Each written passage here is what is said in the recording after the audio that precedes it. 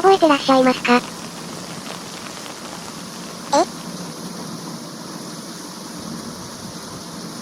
お嬢様と私が初めて出会った時もこんな大雨の日でしたね。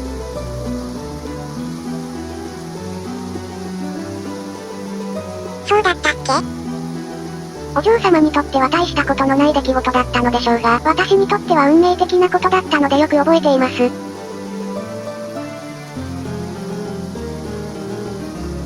あの日、私の人生は大きく変わりました。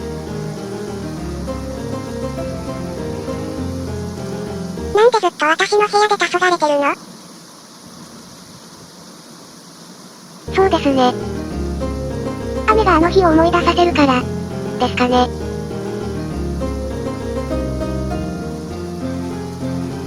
朝からずっとそこに座ってるけど仕事は？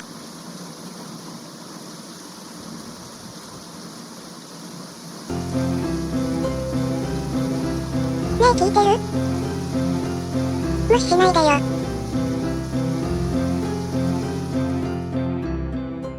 あの日、私は死の間際にいました。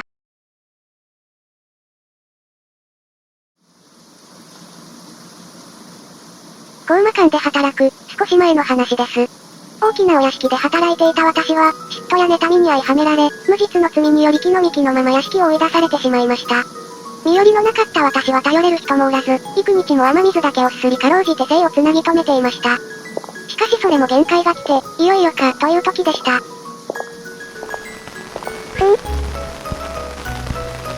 見てみろメイリン。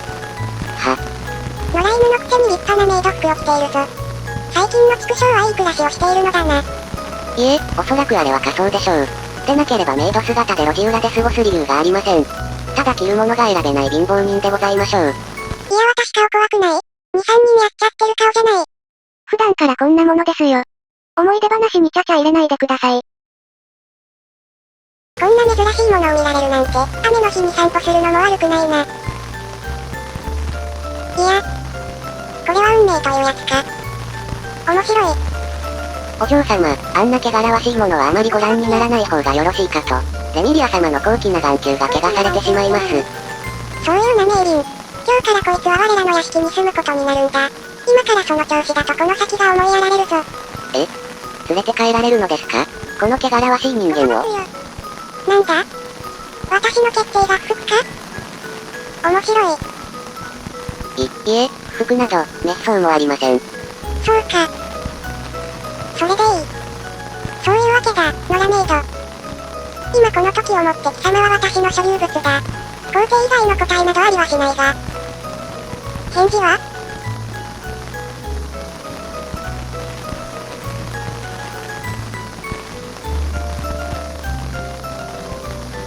かしこまりました。よろしい。ならば黙ってついてこい。耳障りだった雨音が、喝采のように私の胸に響くのでした。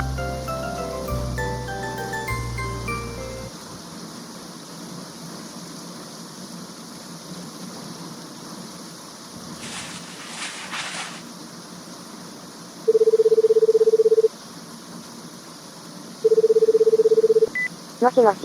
どうしたの？あ、パチェコ、ちょっと聞きたいんだけど、昨夜の面接一緒にしたわよね？何かあったの？別に何もないんだけど、昨夜ってハローワークの募集から来たわよね？そうだったわね。ハローワークから面接希望者の話が来てからあなた面接官の練習頑張ってたわね。いや、別に頑張ってないけど。まあ、とにかくありがとう。助かったわ。もういいの？ええ、それじゃあ。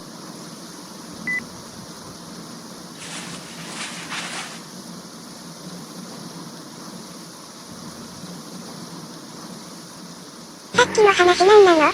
私は一体何を聞かされていたの？嘘だとか本当だとかそんなことより、もはや怖いんだけど。いえ、別にお嬢様が忘れていたって責めるつもりはありません。ただ私が勝手に覚えているだけですから。いやもう無理だって。続けますね。続けるの？働けよ。話し始める雰囲気を作るな。うわ、話始まっちゃった。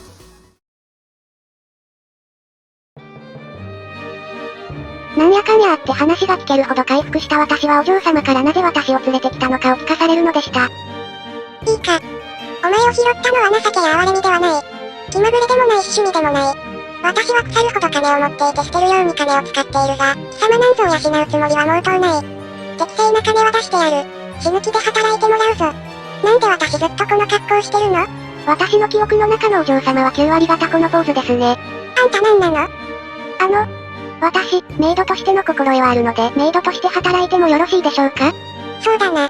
その格好ではメイド以外の選択肢はあるまい。業務内容の一つはメイドだ。だがメインの仕事はそれではない。貴様は我が妹の面倒を見ろ。妹様、ですか？そうだ。少々引きこもり気味で気難しくてな。つい先日妹付きの世話係がいなくなったのだ。貴様はその代わりとなれ。私なんかがそんな大層なお役目をいただいてよろしいのでしょうか？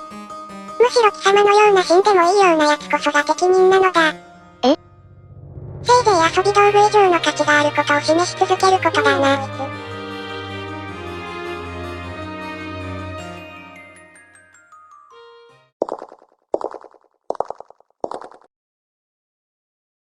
私は妹様のいる地下室へと押し込まれました。レミリア様はフラン様が暴走した時の被害を抑えるために地下室に閉じ込めているのです。いや、うちの地下室ホームシアターだから。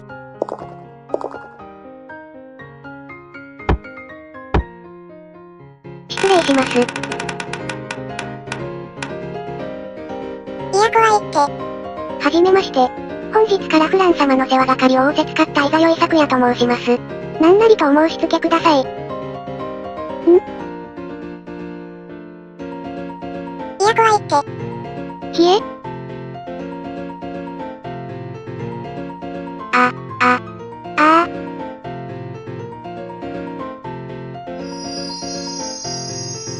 その時、私はようやく自分が連れてこられた場所が恐ろしい化け物たちの館なのだと理解したのです。目の前で化け物とか言わないでくれる？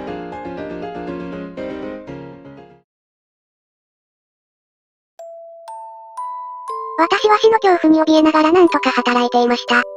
お嬢様は私をいじめて楽しんでおりました。現実にしてあげましょうか？私に歯向かう権利などなく、お嬢様が満足するまで耐え続ける日々でした。お嬢様のセクハラはひどくなる一方で、私は未来のことを思うと不安でたまりませんでした。ねえ、もう聞きたくないんだけど。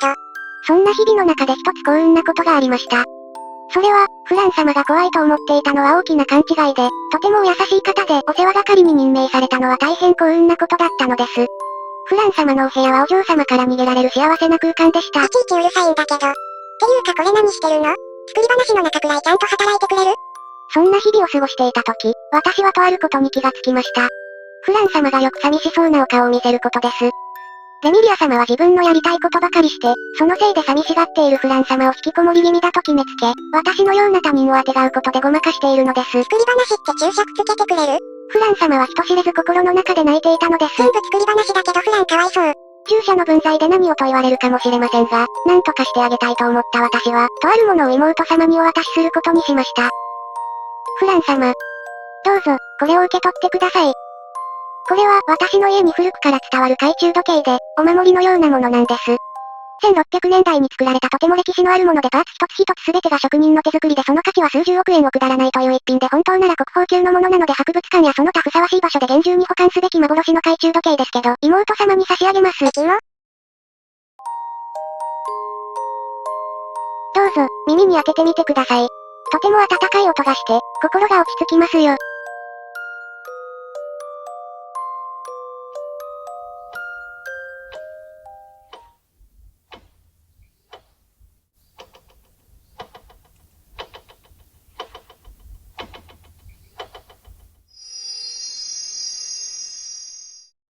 お気に召していただいたようでした。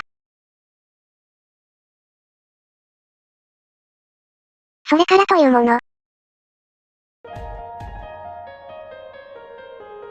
どうやら私は気に入っていただけたらしく、妹様はどこに行くにも私の後ろについて回られるようになりました。その様子を見ていたレミリア様は、私にセクハラをすることをやめました。見てみろメイリン。フランがあんなに懐くなんて、どうやらいい広いものをしたらしい。いいか、これからは昨夜も家族の一員とする。そう扱え。よろしいのですか？あんなものを高魔館の一員に加えて、スカーレット家の名が汚れはしませんか？言葉強いって、昨夜の記憶の中のメイリンが一番現実と乖離してるわ。私がそうすると言ったのだから、そうするのだ。私はようやく公馬館の一員として受け入れられたのでした。そして、お嬢様はおっしゃいました。正式に私たちの仲間となったのだから、ボーナスをたくさんあげなければな。言ってない。ゆくゆくは私の持つ財産をすべて昨夜に渡してやろう。言ってない。だからボーナスください。その一言を言うためだけにこんなに長々と作り話をしていたの？時間返してくれる？それより私ってこんなことで騙されるくらいのバカだと思われてるの？いくらなんでも舐めすぎでしょ。は？まるで私が嘘をついたみたいに言って、証拠もないのに失礼ですよ。謝ってください。いや真実だとしたらこの場面で私たちの会話を昨夜が知っているのはおかしいでしょ。いえいえ、むしろ今した話が本当だという証拠はフラン様が持ってらっしゃいますよ。幻の国宝級懐中時計です。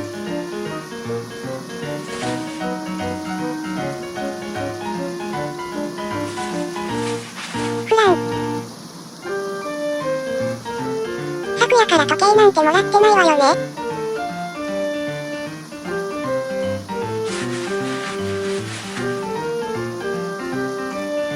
嘘。なんか、そう言われると真実だったような気がしてきたわ。いえ、自分を強く持つのよレミリア。メイリンはあんなに邪悪じゃないわ。その時計よく見せてもらっていい？ありがとう。でもちょっと近すぎるかも。なんだ、どう見ても新品じゃん。古い時計とか国宝級とか全部嘘じゃない。最近買ったものをフランにあげたんでしょ。は？お嬢様は大切なものをきれいに扱わないんですか？ご自分がそうだからって私を疑わないでください。いや、いくらなんでも何百年も前のものは新品のようにはならないでしょ。